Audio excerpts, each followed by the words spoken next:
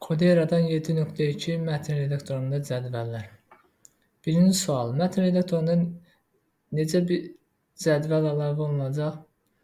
Burada 15 kolumn, sütun, rows, 5 dənə də sətr verilir.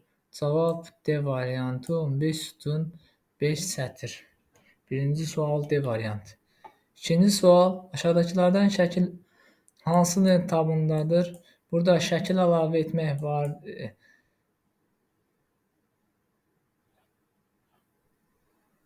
Şəkil əlavə etməkləri bu illustration müəndi insertdəndir. Cavab 2-də C variantı.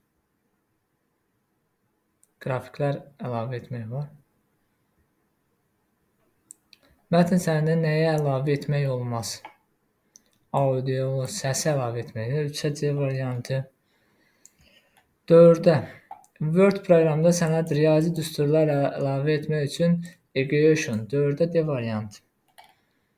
5-ci və 6-cı sual bu şəkillə bağlıdır. 5-ci sualda sənədə aşağıdakı obyekti yerləşdirmək üçün hansı düymədən istifadə etmək olar? 5-ci sual textbooks. Buradan istifadə edirik. Cavab A variantı. 6-cı sual sənədə aşağıdakı obyekti yerləşdirmək üçün hansı düymədən istifadə etməlidir? Word Art 6-da C variantı. Bu formada. 7-ci sual hansı doğrudur? Sənədə hazır fiqurlar dediyimiz 7-yə A variantı. Yəni burada da bu kimi fiqurlar yerləşdirmək olur. 2-də də verilmişdir. Yəni əlavə etmək üçün 7-yə A variantı. 8-ə Word proqramında cədvəli 2-yə bölmək üçün nə seçilməlidir? Burada cədvəli 2 hissəyə bölür.